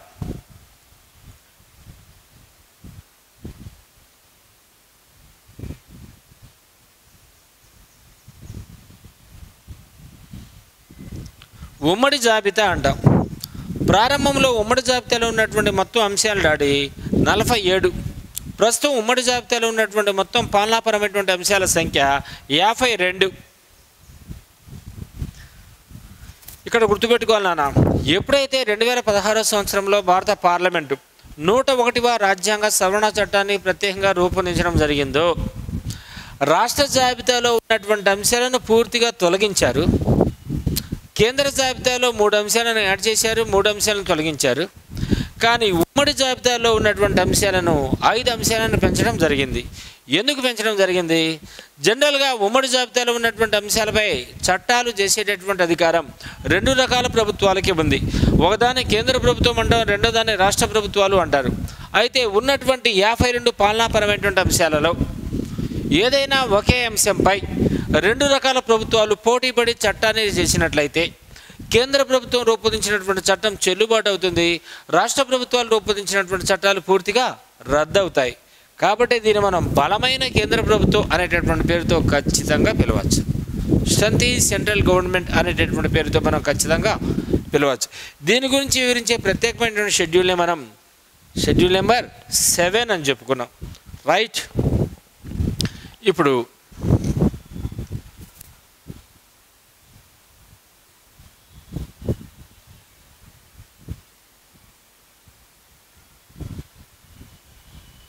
ఎయిత్ షెడ్యూల్ దేనికి సంబంధించింది? ఇది ఎయిత్ షెడ్యూల్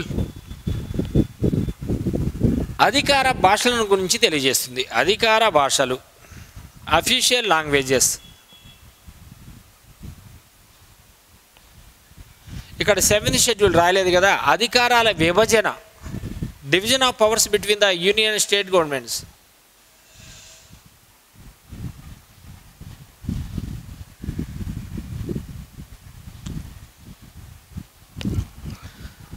రాజ్యాంగం ప్రారంభంలో గుర్తించినటువంటి మొత్తం అధికార భాషలు ఏంటమ్మా? 14. ప్రస్తుతం మన భారత రాజ్యాంగం గుర్తించినటువంటి మొత్తం అధికార భాషల సంఖ్య 22. మన భారతదేశానికి అధికార భాషలు ఉన్నాయి కానీ జాతీయ భాష లేదు. కేంద్ర ప్రభుత్వం గుర్తింపు పొందినటువంటి అధికార భాష ఏది అంటే హిందీ అంటాం. హిందీ అధికార భాష కలిగినటువంటి రెండో దేశం ప్రపంచవ్యాప్తంగా ఏదైనా ఒకటి ఉందంటే రెండోది ఒకటి ఉంది, దాన్ని మనం ఫిన్లాండ్ అనేటటువంటి పేరుతో పిలుస్తాం. రాజ్యాంగం ప్రారంభంలో ఉన్నటువంటి మొత్తం అధికార భాషలు 14. ప్రస్తుతం రాజ్యాంగం గుర్తించినటువంటి మొత్తం అధికార భాషల సంఖ్య 22. ఓకే, దీని గురించి వివరించే ప్రత్యేకమైనటువంటి షెడ్యూల్ని మనం 8th షెడ్యూల్ అంటున్నాం. అయితే ప్రారంభంలో మనకున్నటువంటి మొత్తం షెడ్యూల్స్ ఎన్నమ్మా? 8 అన్నాం. ప్రస్తుతం మనకున్నటువంటి మొత్తం షెడ్యూల్స్ ఎన్నినా? 12 షెడ్యూల్స్ ఉన్నాయి. కాబట్టి ఇప్పుడు స్టార్ సింబల్ వేస్తాను, అది కొంచెం సింబాలిక్గా మనం గుర్తుపెట్టుకోవడానికి. దీన్ని మనం 9th షెడ్యూల్ అంటున్నాను, సింపుల్గా మీకు ఇక్కడ అర్థం అవడానికి. 9th schedule.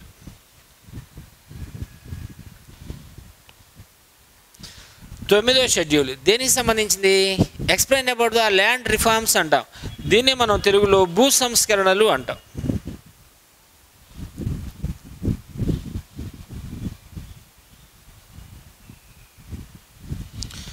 తెలుగులో భూ సంస్కరణలు అనేటటువంటి పేరుతో పిలుస్తూ ఉంటాడు. ఏంటి భూ సంస్కరణలు? పెద్ద పెద్ద పారిశ్రామికవేత్తల దగ్గర ఉన్నటువంటి మిగులు భూముల మొత్తాన్ని కూడా ప్రభుత్వం స్వాధీనం చేసుకొని భూములు లేనటువంటి నిరుపేదలకు సమానంగా పంపిణీ చెయ్యాలి అనేటటువంటి సదుద్దేశంతో 1951 సంవత్సరంలో ఫస్ట్ కాన్స్టిట్యూషనల్ అమెండ్మెంట్ యాక్ట్, మొదటి రాజ్యాంగ సవరణ చట్టం ద్వారా 9వ షెడ్యూల్ను భారత రాజ్యాంగానికి అదనంగా చేర్చడం జరిగింది. గుర్తుపెట్టుకోండి, రాజ్యాంగం ప్రారంభంలో మనకున్నటువంటి మొత్తం షెడ్యూల్స్ 8.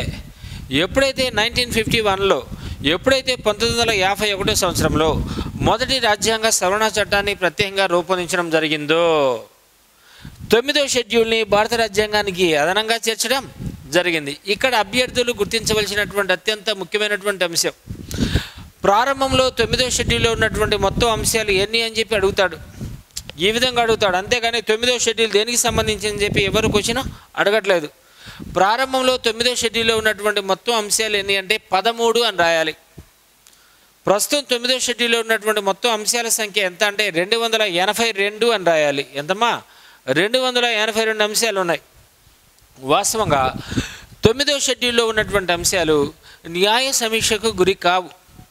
ఎప్పుడైతే 1973 సంవత్సరంలో కేశవానంద భారతి వివాదంలో సుప్రీంకోర్టు ప్రత్యేకమైనటువంటి తీర్పును ప్రకటించడం జరిగిందో 9వ షెడ్యూల్లో పేర్కొన్నటువంటి అంశాలు కూడా 1974 సంవత్సరం నుండి న్యాయ సమీక్షకు గురవుతున్నాయి. అంటే అధికారంలో ఉన్నటువంటి కేంద్ర ప్రభుత్వం లేదా భారత పార్లమెంటు దురుద్దేశం కారణంగా, అంటే ప్రజల్ని ఇబ్బంది పట్టే విధంగా, ప్రజలకు ఇష్టం లేనటువంటి శాసనాలను లేదా చట్టాలను రూపొందించి అటువంటి చట్టాలను 9వ షెడ్యూల్లో ఏర్పాటు చేయడం జరిగినట్లయితే అటువంటి చట్టాలు కూడా న్యాయ సమీక్షకు గురవుతాయి. ఏ సంవత్సరం నుండి? 1974 సంవత్సరం నుండి. అలానే అభ్యర్థులకు చాలా చిన్న బిట్ అడుగుతాను. మన భారతదేశంలో ఉన్నటువంటి మొత్తం రాష్ట్రాలు ఎన్ని అంటే 28 అంట. ఉన్నటువంటి మొత్తం కేంద్రపాలిత ప్రాంతాలు ఎన్ని అంటే 8 అని చెప్పుకుంటాం. కానీ ల్యాండ్ రిఫార్మ్స్ని లేదా భూ సంస్కరణలను ఉన్నట్లుగా అమలు చేస్తున్నటువంటి ఏకైక రాష్ట్రం ఏదైనా ఉందంటే ఒకే ఒక రాష్ట్రం ఉందమ్మా. దాన్ని మనం వెస్ట్ బెంగాల్ లేదా పశ్చిమ బెంగాల్ అనేటటువంటి పేరుతో పిలుస్తాం. అలానే ఉమ్మడి ఆంధ్రప్రదేశ్లో భూ సంస్కరణల పనితీరు ఏ విధంగా ఉంది అనేటటువంటి అంశాన్ని పరిశీలించడానికి నియమించినటువంటి ప్రత్యేకమైనటువంటి కమిటీలు ఎన్ని ఉంటే 2 కమిటీలు ఉన్నాయి. ఒకదాన్ని మనం కోనేరు రంగారావు కమిటీ అంటాం, రెండో దాన్ని మనం జయంతి ఘోష్ కమిటీ అనేటటువంటి పేరుతో పిలుస్తాం. కాబట్టి ఈ 9వ షెడ్యూల్ మనం ఎప్పుడు యాడ్ చేయడం జరిగింది? 1951 సంవత్సరంలో. ఎన్నో రాజ్యాంగ సవరణ చట్టం ద్వారా? మొదటి రాజ్యాంగ సవరణ చట్టం ద్వారా. కాబట్టి 9వ షెడ్యూల్లో ప్రారంభంలో ఉన్నటువంటి మొత్తం అంశాలన్నీ 13, ప్రస్తుతం ఉన్నటువంటి మొత్తం అంశాలన్నీ 282. కాబట్టి 9వ షెడ్యూల్లో ఉన్నటువంటి అంశాలు కూడా న్యాయ సమీక్షకు గురవుతాయి. ఏ సంవత్సరం నుండి? 1974 సంవత్సరం నుండి. రైట్. నెక్స్ట్, ఇవన్నీ కూడా స్టార్ సింబల్ ఎందుకు వేయడం జరుగుతుందంటే ఇక్కడ నుంచి మనం కొత్తగా షెడ్యూల్స్ ఏర్పాటు చేసుకోవడం జరిగింది కాబట్టి 9th అయిపోయింది మా. నెక్స్ట్ 10వ షెడ్యూల్.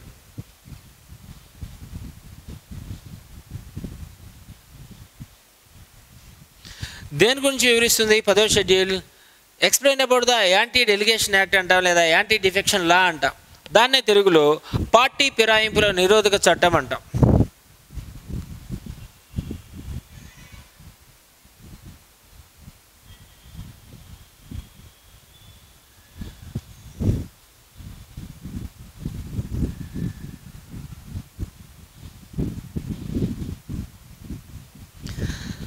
పార్టీ ఫిరాయింపుల నిరోధక చట్టం ఈ మధ్య కాలంలో మనం పూర్తిగా గమనిస్తున్నట్లయితే ఒక రాజకీయ పార్టీ నుండి ఎన్నికల్లో పోటీ చేసి విజయం సాధించిన తరువాత ఆ రాజకీయ పార్టీలో నాకు సరైనటువంటి గుర్తింపు లేదు, సరైనటువంటి ప్రాధాన్యత లేదు, సరైనటువంటి మంత్రి పదవి ఇవ్వలేదు అనేటటువంటి ఉద్దేశంతో మన భారతదేశంలో ఉన్నటువంటి వివిధ రాజకీయ పార్టీలకు సంబంధించినటువంటి వ్యక్తులందరూ గెలిచిన తర్వాత అధికార పార్టీలోకి లేదా అధికార పక్షం వైపు వెళ్ళిపోవటం జరుగుతుంది.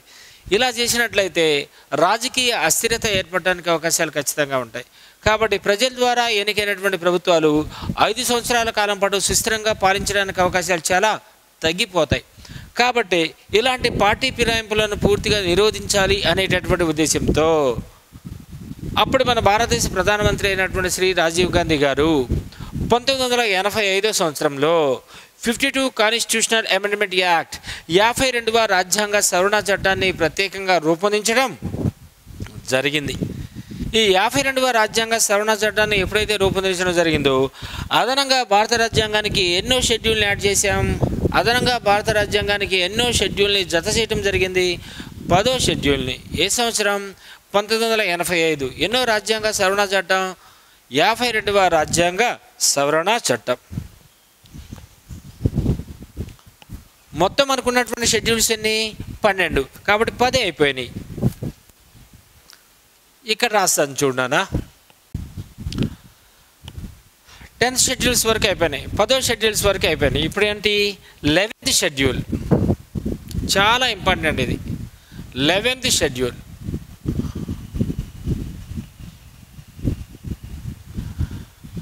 To be explain about the Panchayati Raj system అంటాం.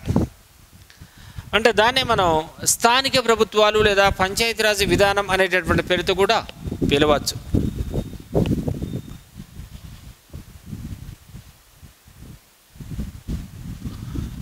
పంచాయతీరాజ్ విధానం.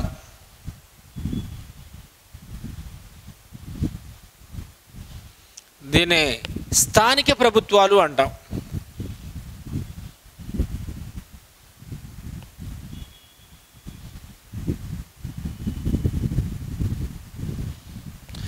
వాస్తవంగా స్థానిక ప్రభుత్వాలు అనేటటువంటి అంశం ఏ జాబితాలో ఉంది? ఇంతకుముందు మనం చెప్పుకున్నాం. మనం ఏ షెడ్యూల్లో? 7th షెడ్యూల్లో. కేంద్ర రాష్ట్ర ప్రభుత్వాల మధ్య ఉన్నటువంటి అధికారాలు మనం 3 జాబితాల్లో వర్గీకరించుకున్నాం డాడీ అన్నాం. 1 కేంద్ర జాబితా, 2 రాష్ట్ర జాబితా, 3 ఉమ్మడి జాబితా. మరి లోకల్ గవర్నమెంట్స్ లేదా స్థానిక ప్రభుత్వాలు అనేటటువంటి అంశం ఏ జాబితాలో ఉంది? స్టేట్ లిస్ట్ రాష్ట్ర జాబితాలో ఉంది. మరి రాష్ట్ర జాబితాలో ఉన్నటువంటి అంశాలపై చట్టాలు చేసేటటువంటి అధికారం ఎవరికి మాత్రమే ఉంటుంది? భారత రాజ్యాంగ నిబంధనల ప్రకారం రాష్ట్ర ప్రభుత్వాలకు మాత్రమే ఉంటుంది. రైట్. కాబట్టి ఒక్కో రాష్ట్ర ప్రభుత్వం ఒక్కో రకమైనటువంటి స్థానిక స్వపరిపాలన సంస్థలను ఏర్పాటు చేసుకుంది. అంటే భారతదేశ వ్యాప్తంగా ఒకే రకమైనటువంటి స్థానిక ప్రభుత్వాల ఏర్పాటు కానీ స్థానిక ప్రభుత్వాల నిర్మాణం కానీ లేదు. దానికి బెస్ట్ ఎగ్జాంపుల్ చెప్తాను డాడీ. జమ్మూ అండ్ కాశ్మీర్ని బేసిక్ ఎగ్జాంపుల్గా తీసుకున్నట్లయితే సింగిల్ టైర్ సిస్టమ్, దాన్ని మనం ఏక అంచె పంచాయతీరాజ్ విధానం అంటాం.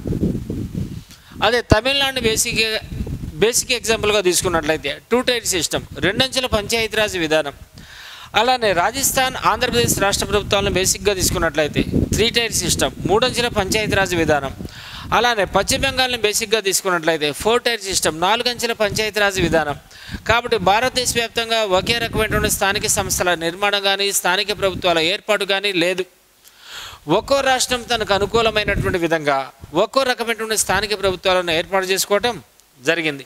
కాబట్టి మన భారతదేశంలో స్థానిక సమస్యలకు సరైనటువంటి శాశ్వత పరిష్కార మార్గాలు లభించలేదు. ఎప్పుడైతే 1991 సంవత్సరంలో కాంగ్రెస్ పార్టీ ఆధ్వర్యంలో పివి నరసింహారావు గారు మన భారతదేశానికి ప్రధానమంత్రిగా రావడం జరిగిందో, ఈ స్థానిక సంస్థలకు కూడా రాజ్యాంగబద్ధత కల్పించాలి అనేటటువంటి సదుద్దేశంతో 73rd and 74 constitutional amendment acts 73 మరియు 74 రాజ్యాంగ సవరణ చట్టాలను ప్రత్యేకంగా రూపొందించడం జరిగింది. 73rd constitutional amendment act clearly explain about the rural local governments. 73వ రాజ్యాంగ సవరణ చట్టం గ్రామీణ స్థానిక ప్రభుత్వాలకు సంబంధించిన అన్ని అంశాల గురించి మనకు స్పష్టంగా వివరించడం జరుగుతుంది. ఈ 73, 74 రాజ్యాంగ సవరణ చట్టాలను భారత పార్లమెంటు ఎప్పుడు ఆమోదించడం జరిగింది అంటే 1992 సంవత్సరంలో ఆమోదించడం జరిగింది. కాబట్టి 73వ రాజ్యాంగ సవరణ చట్టం దేనికి సంబంధించింది? 73 గ్రామీణ స్థానిక ప్రభుత్వాలు, దాన్ని ఇంగ్లీష్లో మనం రూరల్ లోకల్ గవర్నమెంట్స్ అంటాం.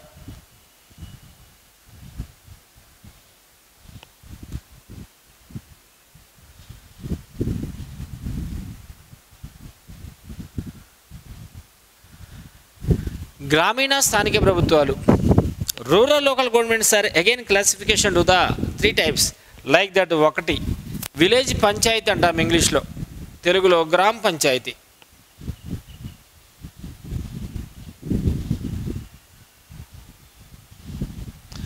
జనరల్గా 300 జనాభా కలిగినటువంటి ఒక ప్రత్యేకమైనటువంటి ప్రాంతాన్ని గ్రామ పంచాయతీగా ఏర్పాటు చేయవచ్చు. మన భారతదేశంలో పార్టీ రహితంగా జరిగేటటువంటి ఏకైక ఎన్నికలు ఏవైనా ఉన్నాయంటే ఒకే ఒక ఎలక్షన్ ఉంది, దాన్ని మనం గ్రామ పంచాయతీ ఎన్నికలు అంటాం.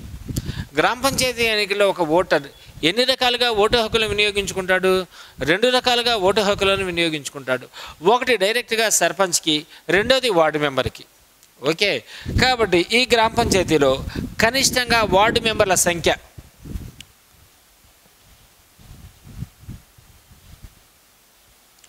5గురికి తగ్గకుండా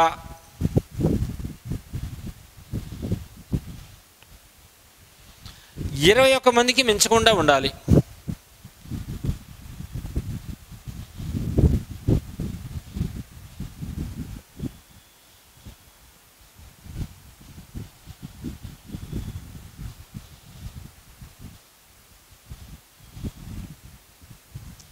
ఈ గ్రామీణ స్థానిక ప్రభుత్వాల గురించి మన భారత రాజ్యాంగంలోని ఆర్టికల్స్ 243A నుండి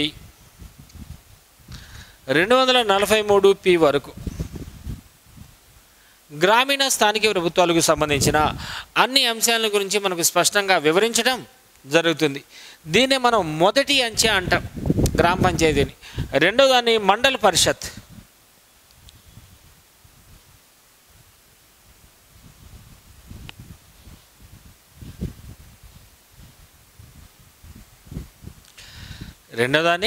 మండల పరిషత్ సాధారణంగా 3000 నుంచి 4000 జనాభా కలిగినటువంటి ఒక ప్రాంతానికి ఒక ఎంపీటీసీ స్థానాన్ని కేటాయించడం జరుగుతుంది. ఒక ఎంపీటీసీ అంటున్నాను. ఎంపీటీసీ అంటే మీనింగ్ ఏంటి? మండల పరిషత్ టెరిటోరియల్ కాన్స్టిట్యుయెన్సీ మెంబర్ అంటాం మనం. మండల పరిషత్ ప్రాదేశిక నియోజకవర్గ అభ్యర్థి అంటాం. సాధారణంగా 3000 నుంచి 4000 జనాభా గల ప్రాంతానికి ఒక ఎంపీటీసీ స్థానాన్ని కేటాయించడం జరుగుతుంది. ఓకేనా. ఒక మండల పరిషత్లో ఎంపీటీసీ సభ్యుల సంఖ్య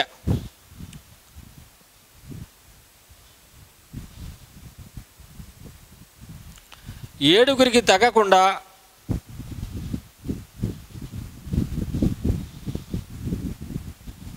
23 మందికి మించకుండా ఉండాలి.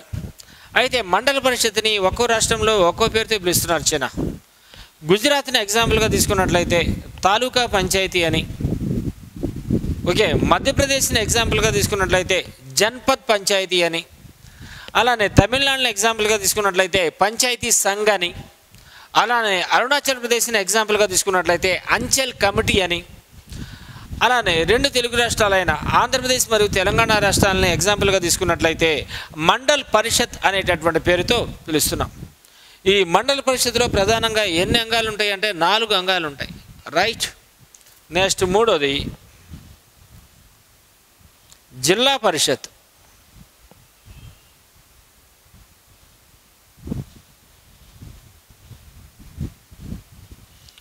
జిల్లా పరిషత్ మన భారతదేశంలో ప్రతి జిల్లాకి ఒక జిల్లా పరిషత్ ఉండాల్సిందే. జిల్లా పరిషత్ లేని జిల్లా మనుగడ కొనసాగించడానికి అవకాశం ఏమాత్రం కూడా లేదు. అయినప్పటికీ జిల్లా పరిషత్ లేని జిల్లా భారతదేశ వ్యాప్తంగా ఒకటే ఉంది. దాన్ని మనం హైదరాబాద్ అనేటటువంటి పేరుతో పిలుస్తాం. ప్రతి జిల్లా పరిషత్తులో ప్రధానంగా 6 అంగాలు ఉంటాయి. ప్రతి జిల్లా పరిషత్తులో ప్రధానంగా ఎన్ని ఆర్గన్స్ ఉంటాయి? 6 అంగాలు ఉంటాయి. ఒకదాని జిల్లా పరిషత్ అంటాం. ప్రతి జిల్లా పరిషత్తులో ప్రధానంగా 3 రకాల సభ్యులు ఉంటారు. ఒకటేమో ఎన్నికైన సభ్యులు, 2 పదవీ రీత్యా సభ్యులు, 3 కోఆప్టెడ్ సభ్యులు. ఎన్నికైన సభ్యులు అంటే ఎవరు? జెడ్పీటీసీలు, అంటే జిల్లా పరిషత్ టెరిటోరియల్ కాన్స్టిట్యుయెన్సీ మెంబర్స్ అంటాం. 2 పదవీ రీత్యా సభ్యులు, ఆ జిల్లా భౌగోళిక పరిధిలో ఉన్నటువంటి కేంద్ర మంత్రులు, రాష్ట్ర మంత్రులు, ఎంపీలు, ఎమ్మెల్యేలు, ఎమ్మెల్సీలు వీళ్ళంతా కూడా పదవీ రీత్యా సభ్యుల హోదాలో జిల్లా పరిషత్ సమావేశాలకు అటెండ్ అవ్వడానికి, హాజరవడానికి అవకాశాలు ఖచ్చితంగా ఉంటాయి. 3వదాన్ని కోఆప్టెడ్ మెంబర్స్ లేదా కోఆప్టెడ్ సభ్యులు అంటున్నాను. ఆ కోఆప్టెడ్ సభ్యులు అంటే ఎవరు? అది కూడా మైనారిటీ వర్గానికి సంబంధించినటువంటి 2 వ్యక్తులు మాత్రమే కోఆప్టెడ్ సభ్యులుగా జిల్లా పరిషత్లో నియమించడానికి అవకాశాలు ఉంటాయి. 2వది జిల్లా పరిషత్ చైర్మన్ మరియు డిప్యూటీ చైర్మన్ లేదా వైస్ చైర్మన్ అంటాం. 3rd వన్ జిల్లా మహాసభ.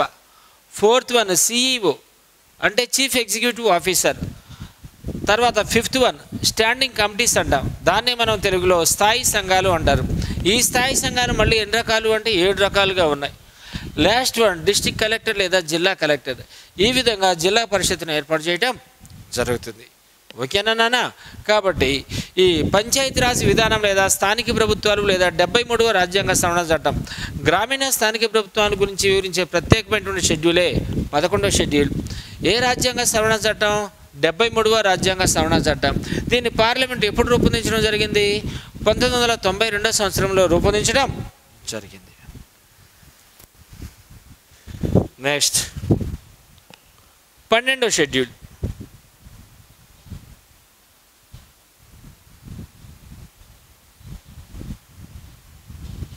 దేనికి సంబంధించింది?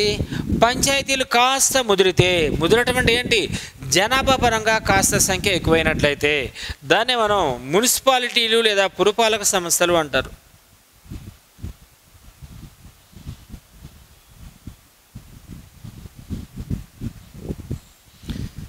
దీన్నే అర్బన్ లోకల్ గవర్నమెంట్స్ అంటాం, అంటే పట్టణ స్థానిక ప్రభుత్వాలు.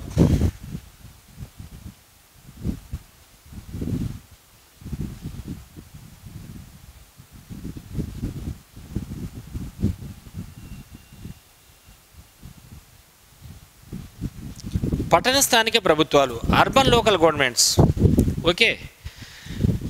జనరల్గా అభ్యర్థులు కొంచెం డిస్టర్బ్ అవ్వకుండా కొంచెం క్లియర్గా కొంచెం కాన్సన్ట్రేట్ చేసి వినండి.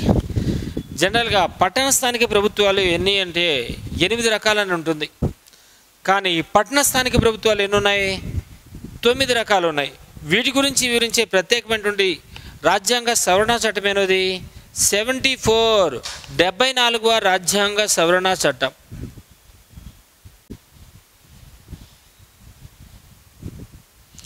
ఈ 74వ రాజ్యాంగ సవరణ చట్టం దేనికి సంబంధించింది? అర్బన్ లోకల్ గవర్నమెంట్స్ అంటే పట్టణ స్థానిక ప్రభుత్వాలకు సంబంధించింది. ఇనమ్మా మనకి దొరికేటటువంటి మెటీరియల్స్లో పట్టణ స్థానిక ప్రభుత్వాలు ఎన్ని అంటే 8 ఉంటుంది, కానీ పట్టణ స్థానిక ప్రభుత్వాలు ఎన్ని అంటే 9 రకాలు అనేది అభ్యర్థులు స్పష్టంగా గుర్తుంచుకోవాలి. లైక్ దట్ నేను చెప్తాను, నేను రాస్తాను కూడా ఇక్కడ. 1 నగర పంచాయతీ, నగర పంచాయతీ. 2వ దాన్ని మున్సిపాలిటీస్ అంటాం, అంటే పురపాలక సంస్థలు.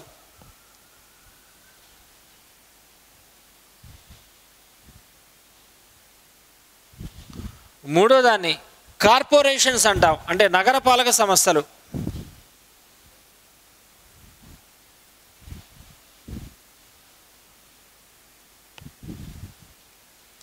4వ దాన్ని టౌన్ ఏరియా కమిటీలు.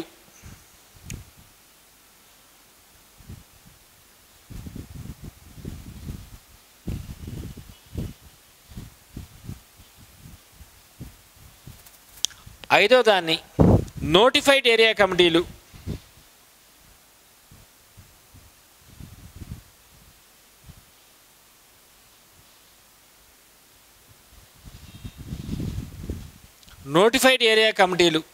6వ దాన్ని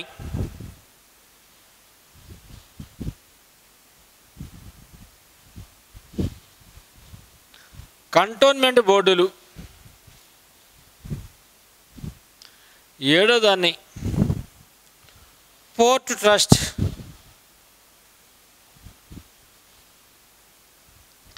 దాన్నే మనం ఓడరేవులు అనేటటువంటి పేరుతో పిలుస్తాం.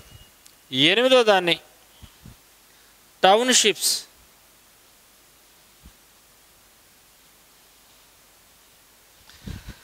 దాన్నే తెలుగులో పారిశ్రామిక వాడలు అంటారు. 9వ దాన్ని ప్రజా ప్రయోజన సంస్థలు.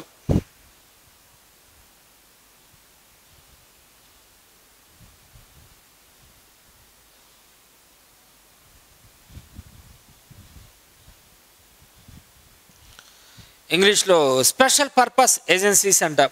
ఎగ్జాంపుల్ పట్టణాభివృద్ధి సంస్థలు HUDA, TUDA, UDA. HUDA Hyderabad urban development authority, TUDA Tirupati urban development authority, UDA Vijayawada Vizag urban development authority. అలానే పొల్యూషన్ కంట్రోల్ బోర్డ్స్, అలానే electricity supply boards, housing boards. ఇవన్నీ కూడా దేనికి ఎగ్జాంపుల్గా చెప్పుకున్నాం మనం? స్పెషల్ పర్పస్ ఏజెన్సీస్కి ప్రధానమైనటువంటి ఎగ్జాంపుల్స్గా చెప్పుకోవటం జరుగుతుంది. ఎస్పెషల్లీ గ్రూప్ 2 పిల్లలు కానీ గ్రూప్ 1 పిల్లలు కానీ ప్రతి ఒక్కటి కూడా చాలా కాన్సన్ట్రేషన్గా నేర్చుకోవాల్సినటువంటి అవసరం ఎంతైనా ఉంది. 12 షెడ్యూల్స్.